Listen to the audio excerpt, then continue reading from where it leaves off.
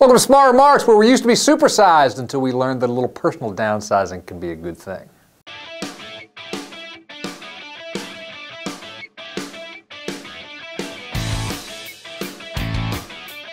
So as longtime viewers of this feature might have noticed, about 2 years ago I dropped a significant amount of weight, about 50 pounds. It's a long story, but let's just say I went to my 25th high school reunion, had a grand old time until people started posting photos on Facebook. I saw the photos, I thought, who's the whale? Well, the whale was me, and that was it. That was literally the end of it. I started running, I joined a gym, I started working out, dropped 50 pounds really in a matter of just a couple months, and while I've gained a little bit of it back, I'm still up at least 3 days a week at 5:15 a.m. to go to the gym. It's a decision I made for myself. Government didn't have to make it for me, and all Americans ought to make a similar decision for themselves. But of course they don't, and government does try to step in. You've seen where New York City Mayor Michael Bloomberg attempted to ban supersize sodas in New York. That ban was struck down by a judge last week who said the City Board of Health exceeded its authority. And of course, Bloomberg's move has been widely ridiculed, especially on the right, as sort of the worst manifestation of the nanny state. And maybe it is, but we can understand why Bloomberg tried to do what he did, right? New Yorkers, Americans, are overweight, and they are unhealthy. As the City Board of Health said, quote, sugary drinks are a leading driver of the obesity epidemic and are associated with dangerous chronic diseases, unquote.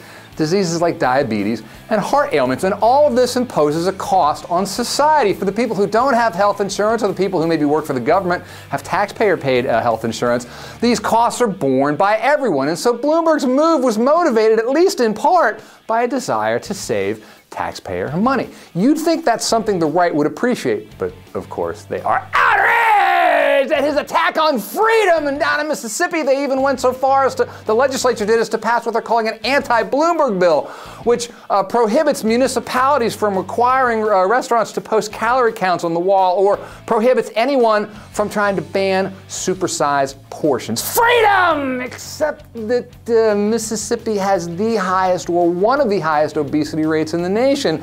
So you can make the case that citizens in Mississippi, taxpayers, are paying more than they have to, specifically to defray the cost of this freedom! And this is my problem with conservatism. Yes, the nanny state can be ridiculous, but the issues that drive the actions of the nanny state are very real.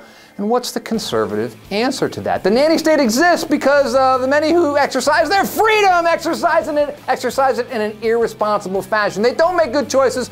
We all pay for that. And the conservative response seems to be, well, let's just not pay for it. If you make the bad choices, you should bear the consequences of your action. Let them suffer seems to be the conservative way. I don't think it should be the American way. I think maybe, though, there is another way, rather than expanding the nanny state. How about we don't ban supersized sodas, but we tax the heck out of them? Incentives or disincentives can indeed change behavior. And can we all agree that if we were to change Americans' unhealthy behavior, we could save money and we might save lives in the process? I'm not a big fan of the nanny state myself, but I understand why it exists. What I long for is a day when it doesn't have to.